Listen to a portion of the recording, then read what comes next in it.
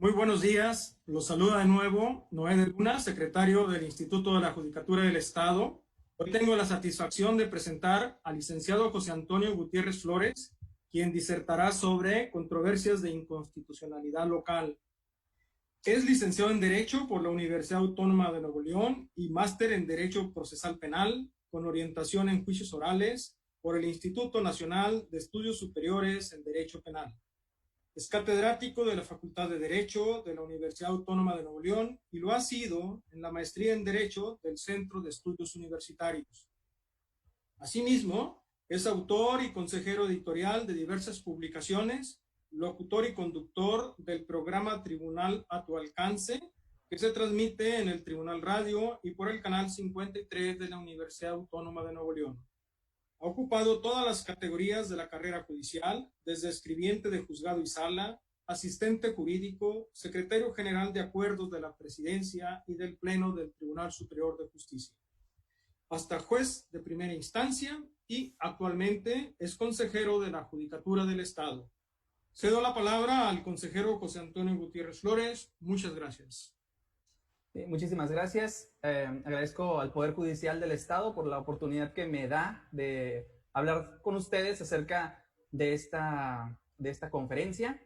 También, muy especialmente, a su presidente, el magistrado Francisco Javier Mendoza Torres, y pues principalmente pues darles la bienvenida y darles las gracias a todos aquellos que siguen esta transmisión. Vamos a hablar particularmente de los medios de control constitucional y enfocado o más dirigido hacia las controversias de inconstitucionalidad. Voy a compartirles mi pantalla con la presentación que nos ocupará el día de hoy. Permítanme un momento. Ahí está. Espero que se pueda ver correctamente. Bueno, vamos a hablar de este tema, pero para esto me gustaría, antes que todo, hablar de un tema, pues vamos a decirlo más global. Vamos a ir de lo general a lo particular, que es la defensa de la Constitución. La Constitución, como ustedes saben, se divide en dos partes, una orgánica y una dogmática, en donde lo que se busca es establecer los parámetros de regularidad constitucional, aquellos parámetros o aquellos, vamos a decirlo así, ideales o aspiraciones que busca la regulación en cada uno de los ámbitos que rigen nuestro Estado de Derecho. Pero esta regulación no sería completa sin el establecimiento de mecanismos que permitan ejercer un control de la Constitución. Es decir, no me puedes a mí como imponer, vaya a decir, o establecer que pueda respetar los mandatos constitucionales si no se establecen mecanismos para lograr ese resultado. Y para esto es lo que, y en este sentido es que surge lo que se llama como el control constitucional. Vamos a decirlo así, este mecanismo de autopreservación de la Constitución, es el control constitucional. Y en el control constitucional, pues vamos a decirlo así, se divide ya en dos vertientes, y digo ya porque a raíz del 2011 ya se vino construyendo lo que es el control difuso. Tenemos el control difuso de la constitucionalidad y el control concentrado de la constitucionalidad. Para efectos de lo que nos interesa y hablar particularmente de los medios de control, vamos a hablar de la parte no tanto del control difuso, ese por lo pronto y para este tema no nos interesaría, sino que vamos a hablar del control concentrado de constitucionalidad. En el control concentrado de constitucionalidad y particularmente en la regulación de los medios de control existen varios mecanismos. Están los jurisdiccionales, los no jurisdiccionales y los de control previo de la constitucionalidad. Dentro de los de control previo, que vamos a decirlo así, existe ahí algún debate teórico, estaría por mencionar algún ejemplo, el derecho de veto que tiene tanto el presidente de la República como los gobernadores de los estados. Es decir, antes de que surja una legislación, existe la posibilidad de que se le pueda dar reversa por considerar que existe alguna cuestión que invade algún precepto de la Constitución. Fuera del control previo de la Constitución, pues existen estos otros dos mecanismos que son los jurisdiccionales y los no jurisdiccionales. Dentro de los mecanismos jurisdiccionales de control constitucional tenemos pues el por excelencia, a nivel federal al menos, ahorita nos vamos a ir hacia lo de los estados, tenemos el juicio de amparo por excelencia, la controversia constitucional y la acción de inconstitucionalidad, que son medios jurisdiccionales de control constitucional. Por otra parte, tenemos los medios no jurisdiccionales, que son, por mencionar algunos, el juicio político, el juicio para la protección de los derechos político-electorales del ciudadano, el juicio de revisión en materia electoral, tenemos los procedimientos ante los organismos protectores de derechos humanos, y también existe ya alguna figura en donde se le concede al Senado la facultad de resolver controversias que se susciten por invasión de terrenos o las delimitaciones geográficas entre los estados. Entonces, estos son los mecanismos de autopreservación de la Constitución. Dentro de los mecanismos jurisdiccionales, obviamente, pues tenemos que encabeza la Suprema Corte de Justicia y los juzgados de distrito, los tribunales colegiados. Y esto surge en 1995 como estos medios de control constitucional lanzan en lo federal, pero luego después se fue construyendo lo que se le conoce como la jurisdicción constitucional local. Y fíjense que esta parte es muy importante, porque los medios de control constitucional vienen a dar nacimiento a lo que se llama el derecho procesal constitucional. Una rama del derecho, una vertiente del derecho no estaría completa sin una parte procesal. Por ejemplo, del lado del derecho civil tenemos el derecho procesal civil, del lado del derecho penal tenemos el derecho procesal penal. Lo que nos viene a regular el derecho procesal constitucional o el derecho procesal en general es el cómo. Es decir, por ejemplo, ya sabemos que tenemos derecho a la vida, sabemos que tenemos derecho a la salud, tenemos derecho a un medio ambiente saludable o sano. Ese es el qué, pero el cómo lo vamos a hacer efectivo, esa es la parte que viene en el proceso constitucional, en el derecho procesal constitucional. Y aquí es donde surgen estos mecanismos, aquí es donde me da el cómo. Es como, por ejemplo, si celebrara algún contrato y pues tuviera ahí algunas garantías, pero la ley no me dice cómo lo voy a hacer efectivo. Eso sería prácticamente convertiría en letra muerta. Realmente no haría efectivo el cumplimiento de ciertos principios o ciertos derechos que se encuentran establecidos en los distintos ordenamientos. En el caso de la Constitución sucede exactamente lo mismo.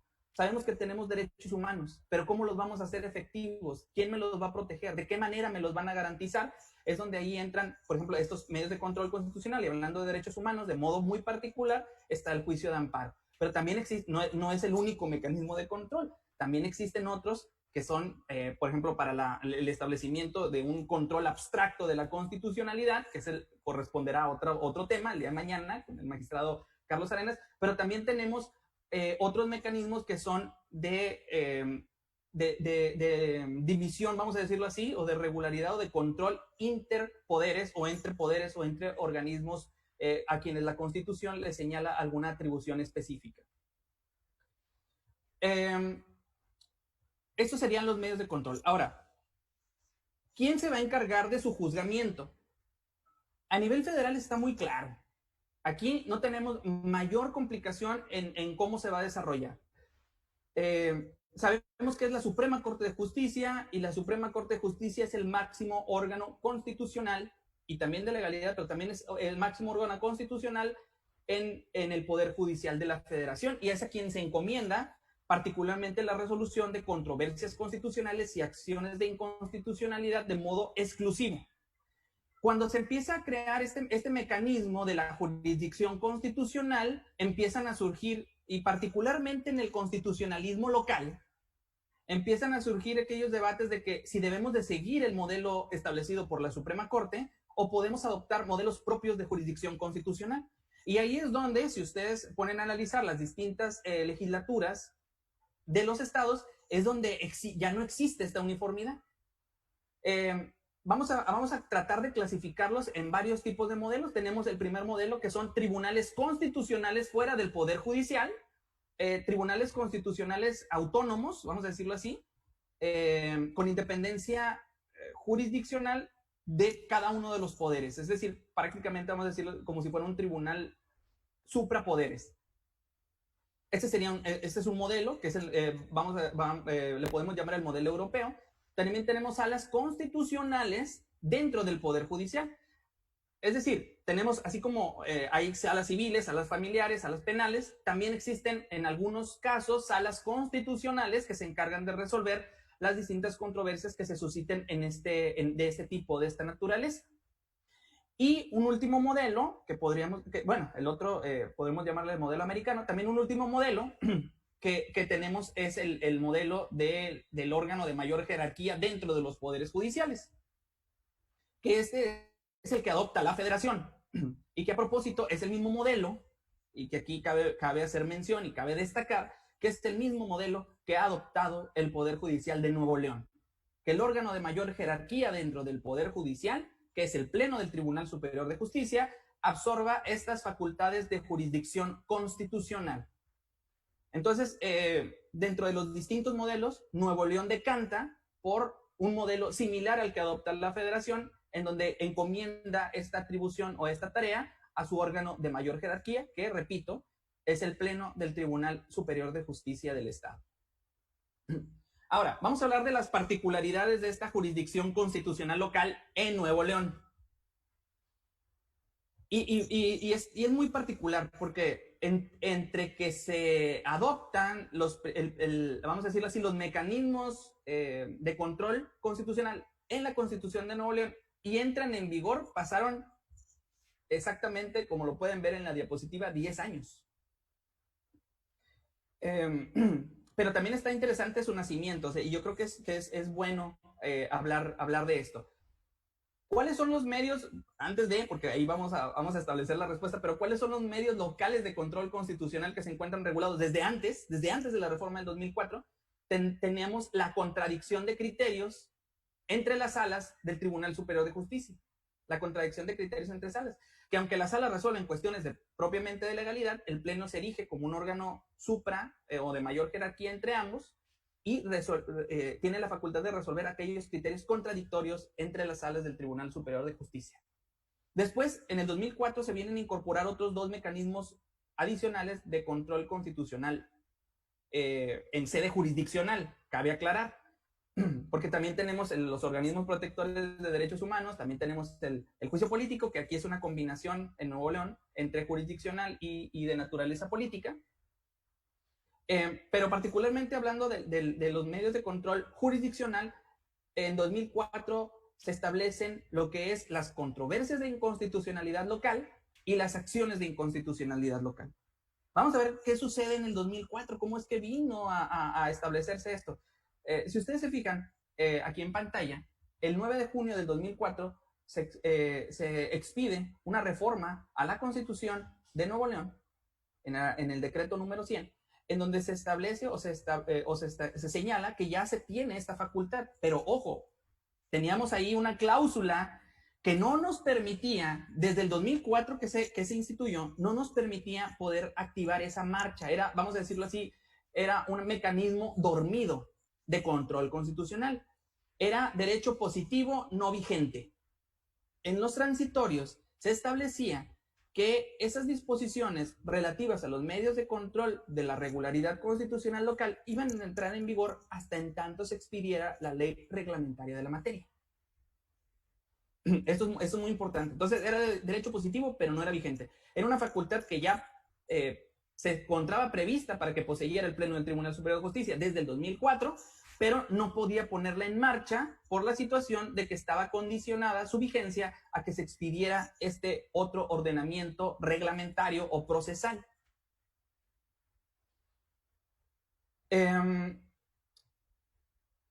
No se hacía, esto no llegaba, desde el 2004 hasta el 2014 no llegaba la expedición de esta ley reglamentaria respectiva. En el 2011, el municipio de San Pedro consideró que el Congreso ya se estaba tardando en expedir la ley reglamentaria de la materia y promovió una controversia constitucional alegando la omisión del Congreso de expedir la ley reglamentaria que diera vida a los medios de control constitucional en Nuevo León. En 22 de octubre del 2013, bajo la ponencia de la hoy ministra en retiro, actual secretaria de Gobernación, doña Olga Sánchez Cordero, se resuelve esta controversia por mayoría de votos, en donde se señala que efectivamente el Congreso estaba en omisión y lo obligaba a expedir la ley reglamentaria de los medios de control constitucional. Lo obligan. Con motivo del cumplimiento de esta sentencia, es que en el 2014, ya una vez que se establecen ahí los mecanismos del cumplimiento de las sentencias, fue en el año 2014 en donde ya se expide y promulga la ley reglamentaria del artículo 95 de la Constitución, con lo que ahora sí, con ello, ya se da vida a los medios de control constitucional en Nuevo León. Esta ley se expidió el 20 de junio del 2014. Entonces, ya estando en este contexto, en el contexto de por qué si desde el 2004 era una actividad reglada, ya o establecida en la propia Constitución, ¿por qué hasta ahorita empieza a cobrar un poco más de relevancia, un poco más de importancia, de trascendencia en nuestra vida? Bueno, en nuestra vida democrática interna. Bueno, es porque a partir del 2014, y es a finales, a propósito, entró en vigor por ahí del mes de diciembre del año 2014, es cuando empieza a cobrar esta relevancia y es cuando ya empiezan a instrumentarse o a promoverse los primeros medios de control constitucional. Ahora, pasaron muchos años y entre lo que se tenía previsto y lo que realmente sucedió, sí hubo alguna diferencia. La propuesta original era seguir un modelo idéntico a la Corte, no separarnos de lo que se hace en el Poder Judicial de la Federación. Ustedes saben que las controversias y acciones, el ministro presidente únicamente las turna a un ministro instructor que se encarga de su sustanciación y la elaboración del proyecto correspondiente, que posteriormente es sometido a consideración del Pleno de la Suprema Corte de Justicia. En la redacción original de la ley reglamentaria se tenía prevista esa figura, esa atribución. Se pensó de esa manera. La instrucción estaba a cargo originalmente, como se previó, a cargo de un magistrado instructor y finalmente su resolución por parte del Pleno. Un modelo idéntico, como les acabo de mencionar, al seguido por la Corte. Sin embargo, ya cuando se expide la ley, cambia ese mecanismo. Ese mecanismo ya dice, bueno, ¿para qué lo turnamos a un magistrado instructor? Porque los magistrados aparte integran sala unitaria y integran sala colegiada.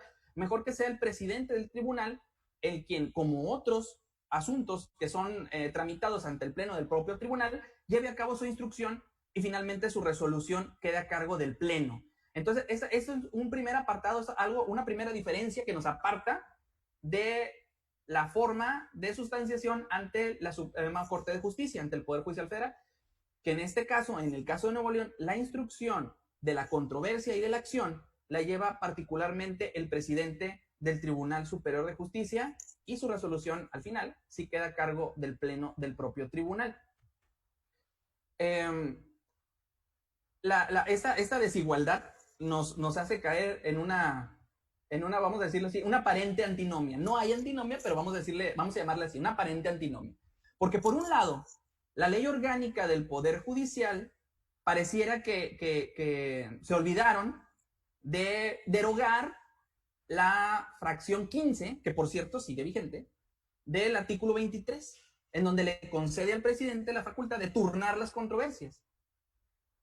Sin embargo, la ley especial de la materia, que es la ley reglamentaria, en su artículo 2, y particularmente me traje el 29, que es más amplio, pero el artículo 2 también, señala que la instrucción del procedimiento corresponde al presidente del Tribunal Superior de Justicia. Y les digo que hay una aparente antinomia, es decir, pues por un lado la ley orgánica señala que la instrucción queda a cargo de un magistrado, el magistrado que determina el presidente para llevar a cabo la instrucción del juicio y elaborar el proyecto, y por otro lado la ley reglamentaria de la materia nos señala que es el presidente quien va a llevar a cabo esa instrucción y que es el presidente quien lo va a informar al Pleno para que el Pleno sea quien lo turne a una comisión de magistrados quien se encargará de la elaboración del proyecto de resolución.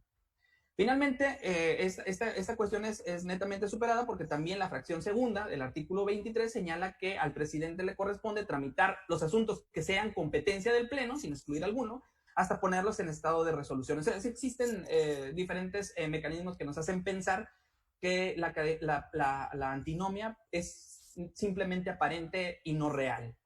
Entonces, pero pues esto nos da más luz acerca de aquel diseño que originalmente se pensaba y el que finalmente se autorizó ya con la expedición en el 2014. Bueno, hablando particularmente de las controversias de inconstitucionalidad. Existen supuestos de procedencia y de improcedencia, igual que ocurre en la federación. Las controversias de inconstitucionalidad tienen un enfoque más acotado. Es decir, en el caso particular, el Pleno del Tribunal Superior de Justicia únicamente se erige como el guardián de la Constitución local. No se erige como un guardián de la Constitución federal. Pero podrán decir, y con justa razón, pero bueno, es que hay muchos mecanismos, hay muchos apartados que se regulan de modo similar a lo que señala la federación y lo que regula el Estado. O sea, la Constitución del Estado guarda en muchas ocasiones similitudes con la Constitución del Estado, la Constitución federal con la Constitución del Estado. Bueno, aquí lo que se acota es que el Pleno del Tribunal Superior de Justicia únicamente puede conocer de las controversias en donde se alegue una invasión a esferas competenciales, bueno, ahorita lo vamos a hablar, únicamente cuando se alegue una situación de esta naturaleza, pero de preceptos establecidos en la Constitución de Nuevo León. Si hay alegaciones simultáneas de que es que estás violando la Constitución federal y también la Constitución local, lo que señala la ley reglamentaria es que todo lo que esté enfocado a la Constitución federal, en caso de que exista esta dualidad o que sea mixta, todo lo que sea regulación de la Constitución federal, el Pleno no lo va a poder abordar. El Pleno del Tribunal no lo va a poder abordar. Únicamente se va a enfocar, o sus esfuerzos se van a concentrar en resolver todos aquellos objetos que estén previstos en la Constitución local y aquellas violaciones que se den únicamente a la Constitución local. Entonces, los supuestos de procedencia. A diferencia de las acciones de inconstitucionalidad, las acciones de inconstitucionalidad, que insisto, ya lo verán después, únicamente procede contra normas generales.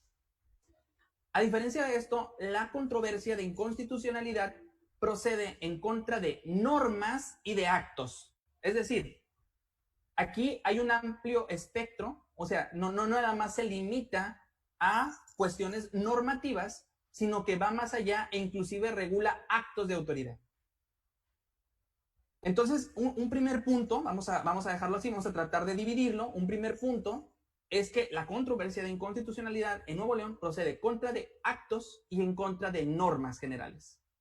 En estos dos supuestos. Ahora, estos actos y estas normas son en general, es decir, procede contra cualquier acto, contra cualquier norma general. Aquí la respuesta sería no. Estas normas o estos actos deben de tener una finalidad o deben de provocar algo en particular.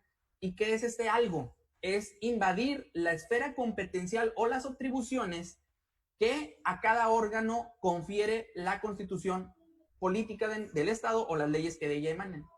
Es decir, aquí lo que se trata de regular es que no exista una invasión de atribuciones o de competencias entre poderes o entre órganos o municipios. Es decir, que el Ejecutivo no invada cuestiones que corresponden propiamente a los municipios o que el Legislativo no tome atribuciones que corresponden o corresponderían exclusivamente al Poder Ejecutivo. Es decir, aquí lo que se busca es mantener o conservar de una manera pues muy tajante esta regularidad en las atribuciones y en las competencias que las leyes y la Constitución confieren a cada uno de estos poderes. Este es el objeto, vamos a decirlo así, lo sustancial de las controversias de inconstitucionalidad. Ahora, una parte muy importante, que bueno, ya lo vamos a ver en legitimación, es que si ustedes leen con detenimiento, el Poder Judicial no se encuentra dentro de los posibles candidatos a ser actor o demandado dentro de una controversia de inconstitucionalidad, y esto es hasta por lógica, debido a que es el propio Poder Judicial el quien va a resolver esa controversia o esa contienda. Este es en el caso de supuestos de procedencia. Ahora, la controversia de inconstitucionalidad, ¿contra qué, perdón, contra qué procede, contra qué no procede? Aquí la delimitación está muy sencilla. Por ejemplo, ya la fracción primera nos habla de que no procede ni contra normas o actos que vulneren la Constitución Federal. Esta es una parte muy importante que yo creo que ya quedó bastante clara.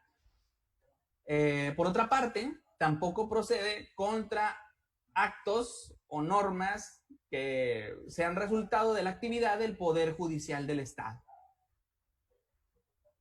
Hay otras que son un poco más, vamos a decirlo así, también de por lógica. Tenemos las normas generales en donde que sean materia de otra controversia de inconstitucionalidad pendiente de resolver por el propio Pleno o contra las resoluciones que ya se dictaron con motivo de esta situación, cuando hayan cesado los efectos del acto reclamado, contra actos o normas en materia electoral, cuando se promueva fuera de los tiempos que señala la ley, y pues aquellas que deriven de lo señalado o de aquellas cuestiones que deriven de la ley orgánica o de la Constitución. Esas son las causas de improcedencia. Ahora, ¿quiénes están legitimados? ¿Quiénes tienen la atribución de poder ser parte o poder instar una controversia de inconstitucionalidad? Tenemos como parte activa o como parte de la legitimación activa, o sea, que son los que la pueden promover, son los poderes ejecutivo y legislativo de los estados, los municipios o los órganos públicos estatales municipales. Estos son los que pueden promover. Y está dirigida para que puedan ser parte demandada pues, otros poderes estatales u otros organismos públicos estatales o municipales. Si ustedes se fijan dirán, bueno, ¿y un municipio puede ser demandado? Porque habla de órganos públicos estatales municipales. La respuesta es sí. Probablemente se deba a alguna falta de técnica, la falta del establecimiento, pero los municipios tanto pueden ser parte actora o parte demandada, o sea, tener legitimación activa o pasiva y no únicamente legitimación activa. Como terceros interesados están pues todas aquellas entidades, poderes, órganos que pudieran resultar afectados por la sentencia que se pudiera dictar. Es decir, que sin ser parte actora o demandada, sin estar, vamos a decirlo así, dentro específicamente del pleito, esa sentencia que se llegue a dictar pudiera traerles consecuencias, pudiera traerles alguna afectación indirecta en sus atribuciones o en sus competencias y por tanto pues deben ser llamados como terceros interesados. Dentro de las controversias también siempre va a estar presente, siempre debe de estar presente el procurador. Todavía habla de procurador la ley reglamentaria, pero pues sabemos que ahora ya el procurador pues se transformó, la procuraduría se transforma en una fiscalía general y por tanto se debe de entender que aunque el procurador ya no exista formalmente, a quien se le debería de llamar a juicio como representante social sería a la Fiscalía General de Justicia del Estado. Entonces, bueno, también esta parte, vamos a decirlo así, no quedó armonizada ya después de las diversas reformas que se han dado en la materia. Y como lo habíamos señalado aquí, el Poder Judicial no podrá ser parte actora ni demandada en este tipo de contiendas.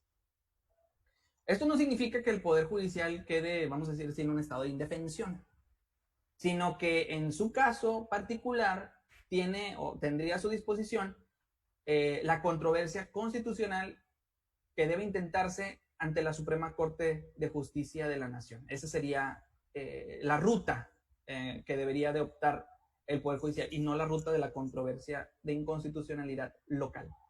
Ahora, si ustedes se fijan en este entorno, los particulares no están presentes. Es decir, esto le digo porque esto ha sido materia también de ahí de debate en algunas ocasiones.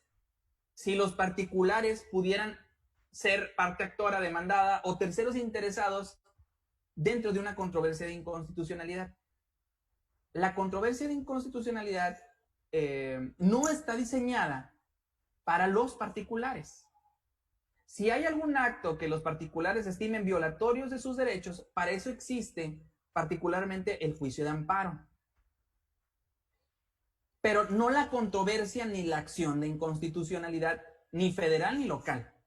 Es decir, en el diseño, en estos medios de control constitucional, lo que hizo el legislador, el legislador y el constituyente, es dividirlo. A los particulares les concedemos esta facultad de poder denunciar o poder combatir aquellos actos que consideren violatorios de sus derechos humanos a través del juicio de amparo. Pero también existen otros mecanismos, otros diseños de regularidad constitucional que pues cumplen otra finalidad. Aquí ya no se habla o no de derechos humanos, aquí ya se habla de una invasión a esferas competenciales que son propias y exclusivas, obviamente, de los poderes públicos del Estado y organismos autónomos y también organismos municipales. Entonces, aquí, si ustedes se fijan, no intervienen particulares, es únicamente una controversia entre poderes dirigida exclusivamente hacia ellos. Tenemos dentro de las controversias también otra regulación, que es la suspensión. La suspensión, a diferencia de la acción de inconstitucionalidad, la suspensión en el caso de, sí se encuentra específicamente regulada en tratándose de las controversias de inconstitucionalidad. Por ahí, a lo mejor con justa razón, me pudieran decir, bueno, pero cuando tuvo el tema de los salarios, la Suprema Corte, a instancia de uno de los ministros, señaló que en acciones de inconstitucionalidad, excepcionalmente, puede promoverse la suspensión del acto de autoridad. Este criterio ha sido muy cuestionado. Realmente no podemos decir que ya adquirió firmeza o que se trate de una jurisprudencia, pero al menos vamos a referirnos específicamente al caso de Nuevo León.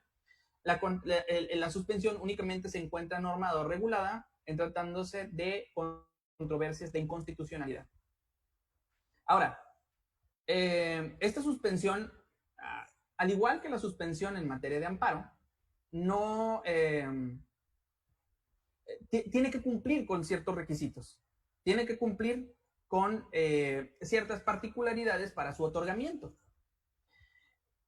Esas particularidades son, vamos a decirlo así, amplias, o sea, no se encuentran reguladas. Dice, para poder otorgar una suspensión, deben tomar en cuenta las circunstancias y características particulares de la controversia. Muy genérico, muy difuso. Después ya se nos viene acotando un poco de cuándo es que no se puede otorgar. Pero, ¿qué es lo que se debe de tener en cuenta de modo muy particular? La apariencia del buen derecho y el peligro en la demora. Que como ustedes saben, la apariencia de buen derecho es verificar que a priori el resultado probatorio tenga una apariencia de existencia y de certeza. Y el peligro en la demora, pues es que el hecho de no otorgarse pudiera dejar sin materia eventualmente la controversia o el acto que se está haciendo valer. Ahora, eso es lo que se debe tener en cuenta al momento de su otorgamiento, pero también se debe tomar muy en cuenta cuándo es que no procede el planteamiento o el otorgamiento de una suspensión. Y también de forma general se establece que no procede cuando se plantea en contra de normas generales. Fíjense, la controversia, entonces, habíamos comentado que procede en contra de dos tipos de actos o de dos tipos de particularidades. Procede en contra de actos de autoridad y en contra de normas generales. O sea, vamos a decirlo así, tenemos esa doble vertiente. Pero la controversia en contra de normas no admiten, al menos inicialmente, no admiten una suspensión. Únicamente se admitiría cuando la controversia se hubiera planteado en contra de actos de autoridad. Entonces, aquí creo que esa diferencia es fundamental, sutil, pero fundamental. También dice que no procede el otorgamiento de la suspensión en los casos en que se ponga en peligro la seguridad o economía del Estado, por obvias razones, del municipio u órganos, o que se afecten gravemente a la sociedad en proporción mayor a los beneficios que con la suspensión pudiera obtener el solicitante. Entonces aquí también se debe hacer una ponderación de derechos. En esta ponderación se tiene que valorar si el otorgamiento de la suspensión implica poner en riesgo a la sociedad en mayor medida de los beneficios que pudiera obtener con su otorgamiento el promovente, la parte actora de la controversia. También respecto de la controversia, de la suspensión en controversias de inconstitucionalidad respecto de normas generales, cabe mencionar que también existen ahí algunos criterios recientes de la Suprema Corte de Justicia que sugieren excepcionalmente también su procedencia.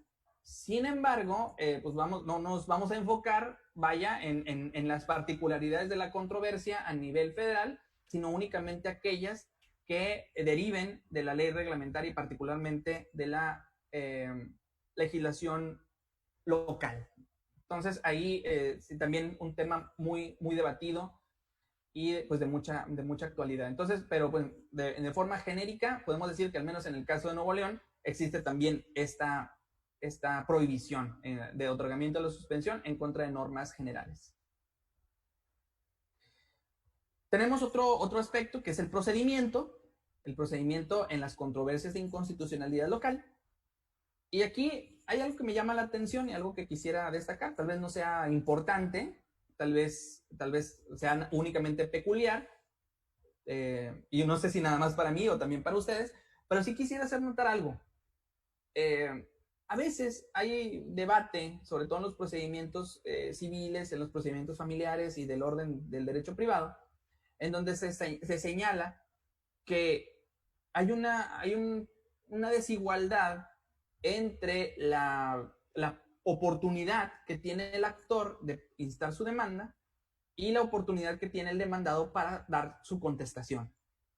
Porque mientras que para el actor su derecho está sujeto a prescripción y mientras no prescriba puede demandar y obtener el reconocimiento, la declaración o la constitución del derecho que está reclamando, y los periodos de prescripción son amplios, inclusive se miden en años, dependiendo de la materia, pero se miden en años. Para efecto de la contestación se tienen plazos de 5, 9 días, 8 días, 15 días, o sea, plazos que no se miden en años, sino se miden en días. Entonces, ha surgido también ahí por parte de algunos teóricos el debate de que si esto podría afectar o no el principio de igualdad procesal. La realidad es que no, porque pues el derecho de defensa como quiera no se pierde, únicamente es el establecimiento de plazos, porque el procedimiento no puede quedar parado de manera indefinida o por lapsos prolongados. Pero en el caso de la controversia de inconstitucionalidad sucede una peculiaridad. El plazo para presentar la demanda es el mismo plazo que tiene el demandado para contestar. O sea, aquí sí existe una oportunidad procesal, digámoslo así, similar tanto para promover la demanda como para dar contestación. Porque para promover la demanda deben transcurrir 30 días a partir de la emisión del acto o la emisión de la norma. Y para dar contestación, el demandado cuenta con 30 días a partir de su emplazamiento. Entonces, aquí, vamos a decirlo así, se supera, digo, me llama mucho la atención porque aquí ya ese debate teórico en relación a este punto, pues queda ampliamente superado porque realmente el plazo para promover una demanda es el mismo plazo que para dar contestación a ella. Entonces, bueno, una vez que digo, ya con esto nos vamos al primer punto. Para la presentación de la demanda, quien promueve lo debe hacer dentro del plazo de 30 días a partir de la emisión del acto o de la expedición de la norma general. Los plazos únicamente se cuentan en días hábiles. Quedan excluidos del cómputo aquellos plazos que en los que no la autoridad, el Pleno del Tribunal Superior de Justicia, de modo muy particular, pueda funcionar o estar en operación o en labores. Y la demanda debe cumplir también con ciertos requisitos, requisitos que son muy similares a los que se establecen en la ley reglamentaria de las controversias y acciones a nivel federal, y que ustedes ya conocen como el nombre de quien, la entidad, poder u órgano que está demandando, a quién se está demandando, quiénes son los posibles terceros interesados, cuáles los conceptos, los preceptos constitucionales violados, una relación sucinta de los antecedentes del caso, la expresión de los conceptos de invalidez y obviamente pues aquellas formalidades que debe de cumplir también la demanda correspondiente. Estos serían, vamos a decirlo así, a grandes rasgos, aquellos requisitos que debe cumplir. Una vez que la demanda se presenta ante el Tribunal Superior de Justicia, obviamente esta llega a manos de la presidencia del Tribunal Superior de Justicia. La presidencia, quien es quien lleva a cabo toda su instrucción, si ustedes ven ahí arriba, traté de poner una línea en donde se establece cuál es la intervención de la presidencia, cuándo cesa su intervención y cuándo comienza la intervención del pleno. Bueno, se radica, el presidente puede admitir o desechar. ¿Qué deberá tomar en cuenta para su desechamiento? Que no se reúnan de modo manifiesto e indudable alguna de las causas de improcedencia que ya vimos anteriormente. Por eso también era importante en este punto haber visto esas causas de improcedencia. Porque, por ejemplo, si lo que se está planteando es una demanda en donde se alegue violación exclusivamente a preceptos de la Constitución Federal, entonces esa demanda eventualmente va a ser desechada por encuadrar o por contener de modo manifiesto e indudable una causa notoria de improcedencia. Si se desecha, pues obviamente procede su baja. Vamos a ver en otro apartado de los recursos, pero por lo pronto vamos a quedarnos hasta ahí con el procedimiento. En cambio, si el presidente a su consideración estima que no se actualiza ninguna causa de improcedencia, que obvio y ojo, pueden hacerse valer inclusive en la contestación, es decir, es únicamente un primer filtro. O sea, a lo mejor el presidente no ve en apariencia ninguna causa de improcedencia, pero tal vez el demandado sí, y el pleno es el que finalmente va a determinar si se actualiza o no.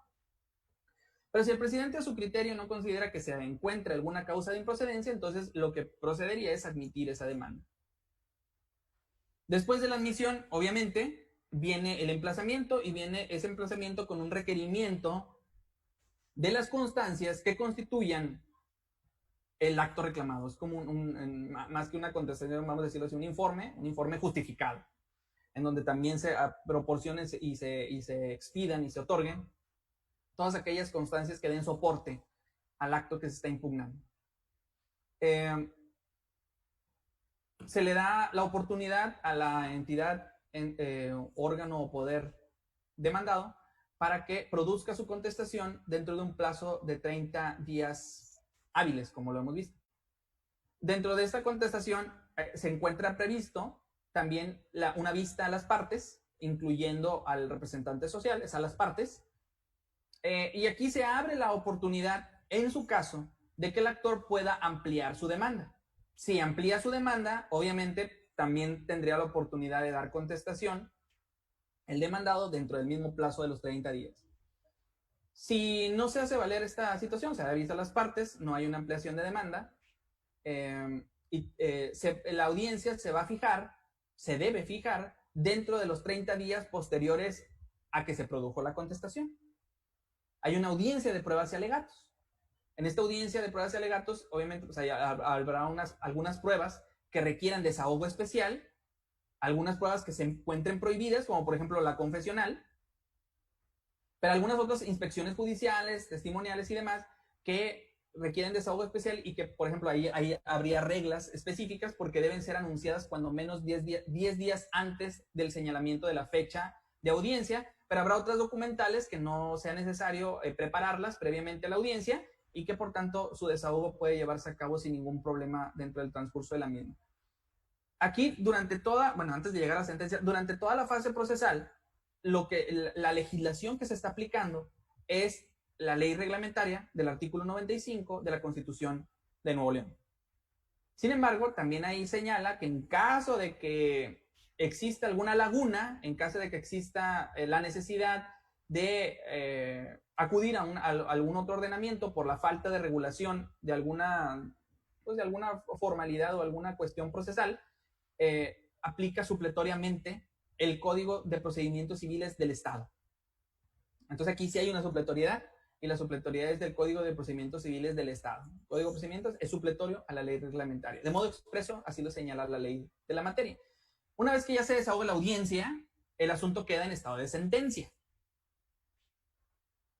Habíamos comentado, en las controversias federales, el ministro instructor también es ponente.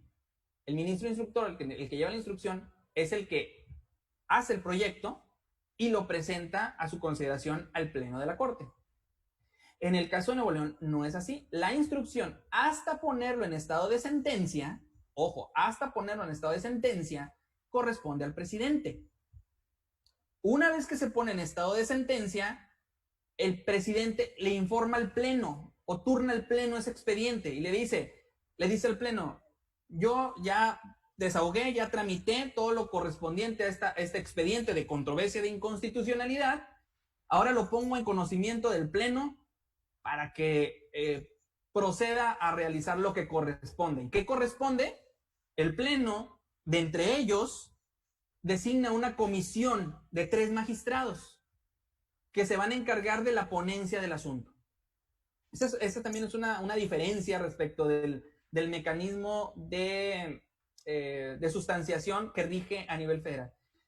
El Pleno, no el presidente, sino que es el Pleno quien se encarga de turnar a una comisión de magistrados, de 3 magistrados, el asunto para la elaboración del proyecto. Ahora, una vez que los magistrados ya se hace la designación, se les turna y elaboran el proyecto correspondiente, pues lo tienen que someter nuevamente, y por obviedad razón, a consideración del Pleno para que lo voten. Aquí voy a hacer un énfasis también un poco particular. Una vez que se presenta al Pleno, para que el Pleno lo vote, hay distintos escenarios que se pueden dar. Que el proyecto se rechace, es decir, que exista una mayoría en el sentido inverso del proyecto, entonces se rechaza y se tiene que retornar ese asunto para que se presente el nuevo proyecto. Si el proyecto no alcanza las 2/3 partes, es decir, la votación no es que decanten una gran mayoría, las 2/3 partes por un sentido contrario, sino que no alcanza las 2/3 partes, entonces ese proyecto se desestima. Ahorita voy a hacer un paréntesis muy especial en ese quórum de votación. Pero si este proyecto se aprueba con las 2/3 partes de los integrantes del Pleno, que es lo que le llaman mayoría absoluta, entonces se publica y crean lo que llama una jurisprudencia local, porque el criterio tendría el carácter obligatorio y sería obligatorio tanto para quienes intervienen en la controversia como para los demás órganos jurisdiccionales locales y otros poderes públicos del Estado. Entonces, les señalé hace un momento que iba a hacer un paréntesis en la votación. Fíjense que la ley reglamentaria señala que, tratándose de normas generales, para su invalidez requiere las 2/3 partes. No hace ninguna precisión respecto de cuál es el quórum de votación en tratándose de las controversias que se promueven contra actos. O sea, la ley reglamentaria sí regula el quórum especial en tratándose de controversias contra normas, pero no dice nada en contra de actos. Aquí a lo mejor podríamos decir que existen dos opciones, también una aparente antinomia, en el sentido de que el quórum para la invalidez de una norma es el mismo que para la invalidez de algún acto de autoridad, o en cambio que para la invalidez de algún acto nos remitimos a lo que señala la ley orgánica en cuanto a la forma de adopción de las resoluciones, en donde dice que es mayoría simple, es decir, la mitad más uno de los integrantes del Pleno. Yo de modo particular lo entiendo de esa manera, que en tratándose de controversias contra normas, existe un quórum especial en donde se impone el deber de que reúna las 2/3 partes, además de la trascendencia, porque va a invalidar una norma, y en que tratándose de controversias contra actos, pues se requiere una mayoría simple, que es la mitad más uno de los magistrados presentes. Ahora, también otro aspecto interesante es que independientemente si es una controversia contra norma o contra actos, si independientemente se trata de una controversia contra norma o contra actos, para que el criterio pueda ser de carácter obligatorio y constituya jurisprudencia local, siempre tiene que ser aprobado por las 2/3 partes, independientemente si es una controversia contra norma o contra actos. Entonces, para que constituya jurisprudencia local y tenga efectos generales, siempre debe tener las 2/3 partes, siempre. Pero para que se apruebe con efectos particulares en contra de actos, puede ser una mayoría simple. En el caso de que sea contra normas y no se alcance las 2/3 partes, entonces esa controversia se desestima, es decir, ya no se resuelve, prácticamente sería una especie de desechamiento por no alcanzar votación. Tenemos en otro lado los recursos en las controversias. Y el recurso, particularmente el único, más bien que se encuentra previsto, es el recurso de reclamación, con esa denominación, recurso de reclamación. El recurso de reclamación procede, obviamente, lo hemos visto, ahí existen momentos en donde interviene el presidente, existen otros momentos en donde interviene el pleno del tribunal. El recurso de reclamación únicamente procede en contra de las determinaciones que emite el presidente y son revisables por el pleno. En contra de, no, pero no es en contra de todos, vamos a decirlo así, todo, cada acto intraprocesal, porque al presidente recordemos que es el que le corresponde la sustanciación, no significa que en cada acto intraprocesal necesariamente proceda el recurso, sino que está sujeto o condicionado a ciertos supuestos de procedencia, en donde se establecen, por ejemplo, el primero y el, vamos a decirlo así, también más obvio, en contra de alguna admisión, desechamiento, de demanda, contestación, o vamos a decirlo así, toda la etapa postulatoria. En los actos en donde el primer acto en donde se verifica el derecho de defensa de modo particular, que es en la demanda y en la respectiva contestación, y de acceso a la justicia, y es donde procedería en un momento dado el recurso de reclamación, también contra aquellos que pongan fin a una controversia, obviamente que no sea por sentencia, porque si pone fin con motivo de una sentencia, pues ahí no, nada más serían actos o resoluciones que pongan fin, dictados por el presidente, como por ejemplo algún desistimiento, algún desechamiento, alguna caducidad, entre otras cuestiones. También procede el recurso contra los actos intraprocesales que de forma trascendental y grave puedan causar un agravio material a alguna de las partes que no pueda ser reparado en la sentencia. Si puede ser reparado en la sentencia, entonces no tendría mayor, o sea, no procedería el recurso de reclamación.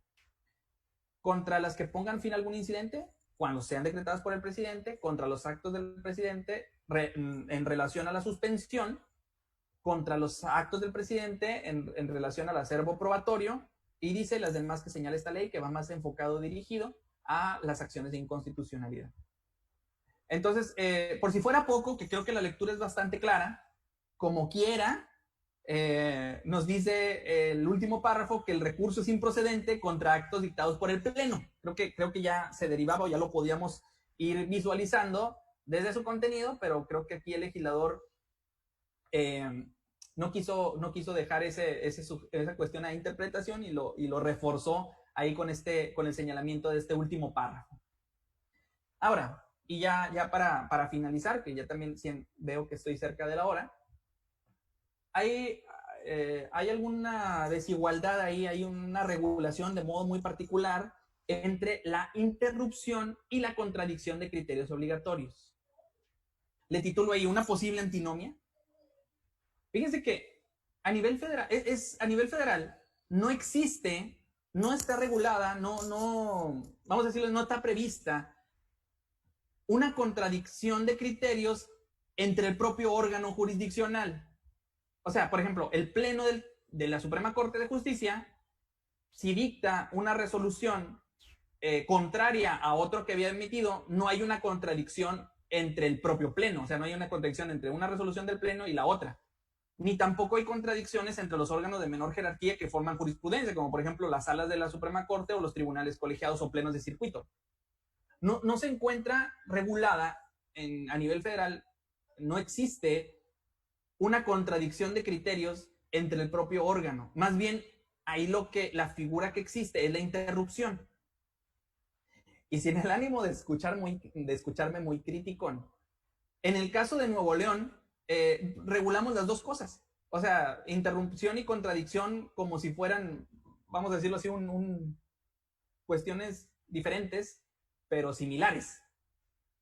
Voy a explicarme ahorita por qué. Cuando el mismo órgano jurisdiccional emite una resolución que es contradictoria o que es diferente a una que había tomado previamente, a esta figura se le llama interrupción por una renovación de criterio. Es decir, y esta renovación de criterio siempre tiene que estar respaldada con las razones en las que se aparten del criterio adoptado anteriormente. Y el artículo 43 de la ley reglamentaria sí lo establece. Dice que el Pleno del Tribunal Superior de Justicia interrumpirá o dejará sin efectos algún criterio obligatorio, entre otros supuestos, cuando el propio Pleno hubiera hecho un pronunciamiento contrario en una resolución aprobada por mayoría absoluta de votos. Es decir, si ya el Pleno tomó una decisión y posteriormente toma otra posterior y distinta, entonces aquí se actualizará la interrupción de ese criterio obligatorio.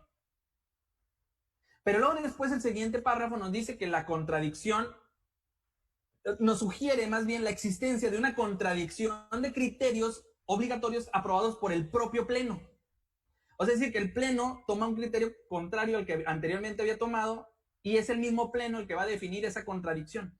Realmente, desde el plano meramente teórico, desde el plano meramente doctrinal, no veo la posibilidad de que ambas figuras coexistan o convivan. No creo que no. Hay una, creo, pudiéramos decirlo así, hay una antinomia, o sea, o se interrumpe o supera la contradicción, porque si interrumpes, entonces el otro criterio deja de ser obligatorio, se convierte en obligatorio el segundo y por tanto ya no habría una contradicción entre criterios obligatorios, porque el primero lo dejó de ser al haber emitido un pronunciamiento posterior. Vaya, o sea, creo que el primer párrafo invalida el segundo. Ahora, si quisiéramos ser un poco más benévolos, vamos a decirlo así, quisiéramos ser un poco más, pues tratar de encontrar el cómo sí, o sea, cómo tratar de superar esta posible antinomia. Si se fijan, dice que es cuando el Pleno emita una resolución en contrario, se interrumpirá. Dice, en una resolución aprobada por mayoría absoluta. La mayoría absoluta es claramente identificada como las 2/3 partes. Es claramente identificada así, pero suponiendo que un criterio no tenga esta mayoría absoluta, entonces podría darse una contradicción. A lo mejor ustedes, me podrían decir eso, bueno, pero es que este mecanismo está diseñado para aquellos criterios que no alcancen una mayoría absoluta, que queda indefinido, vamos a decirlo así, mayoría absoluta lo podemos interpretar como la totalidad de los miembros del Pleno votando en un mismo sentido, o sea, es decir, una votación unánime, o una mayoría absoluta es que alcance las 2/3 partes. Suponiendo que dijéramos, bueno, es que aquí habla de los criterios unánimes dictados por el Pleno, entonces ahí se va a dar la interrupción, pero cuando no sean unánimes, entonces no se podría dar la interrupción y por tanto cabría la contradicción de criterios. Creo que podría ser una solución. Sin embargo, como les comento, la mayoría absoluta, al menos en la forma en la que lo hemos entendido, es las 2/3 partes de los integrantes y por tanto, como vimos anteriormente, sea de normas o de actos, para que el criterio tenga la calidad de obligatorio, requiere necesariamente alcanzar las 2/3 partes, necesariamente. Entonces, el criterio obligatorio lo será una vez que se alcance las 2/3 partes.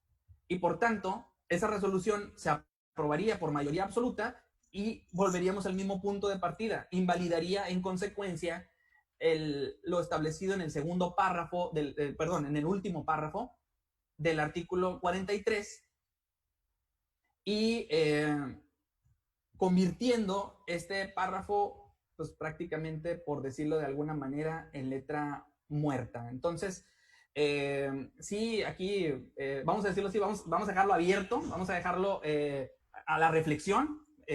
Creo que esa parte es muy importante porque nos ayuda mucho a entender de mejor manera las legislaciones, vamos a decirlo así. Entre la interrupción, y creo que es un buen tema para análisis, la interrupción y la contradicción de criterios en la forma en la que están regulados en el artículo 43 generan una posible antinomia, es decir, que un hecho invalida el otro, o realmente se tratará de regulaciones diferentes, cada una con sus particularidades, en las que puedan ambas coexistir sin invalidarse una con la otra. Creo que este punto nos ayuda mucho a la reflexión. Ya les externé mi punto de vista para que no quede tampoco tan en el aire, ¿no? Es un punto de vista muy particular. Y bueno, pues con esto terminaría mi participación del día de hoy. Espero que haya sido de su agrado. Espero que también pues haya aportado algo pues al conocimiento y sobre todo también al interés en este tipo de asuntos.